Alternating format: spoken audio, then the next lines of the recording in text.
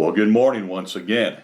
Thursday, April 23rd, and welcome to Wise Words, Waldo. I've always liked Paul Harvey, especially the rest of the story. I've bought the books, read and reread them many times. In our monthly senior adult meetings, I like to take the stories behind some of our favorite hymns and turn them into my own rest of the story. Jim DuBois shared his story in a book called Hardly a Coincidence. It was the 60s. He was in Vietnam. He'd spent his 20th birthday on the battlefield. And now it was his 21st birthday. His buddies were cut down around him, and he was terrified. It became overwhelming. He felt like he couldn't go on. He had a feeling he'd be dead even before dusk. Sure enough, his base came under attack, and he heard a rocket coming towards him and thought, "This is it." But a comrade shoved him into a pit. He waited for the explosion. Silence.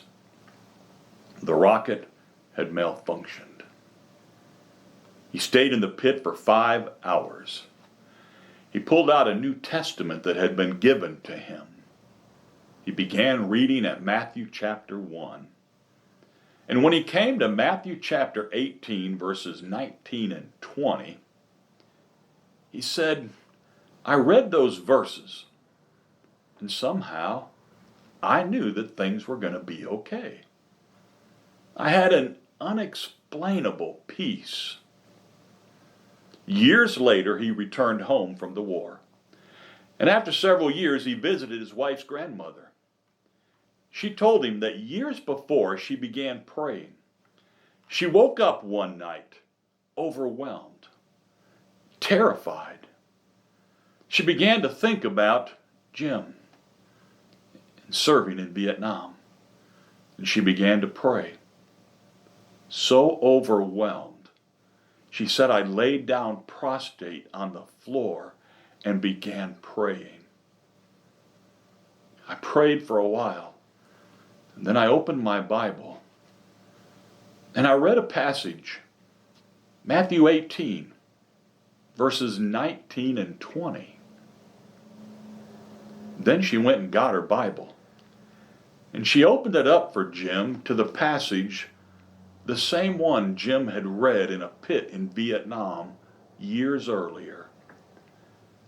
And in the column next to Matthew 18, verses 19 and 20, she wrote, "Prayed for Jim.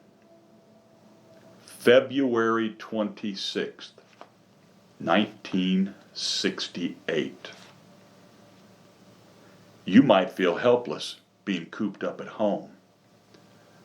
But maybe God has you there because it is there that you can accomplish the most for Him by praying."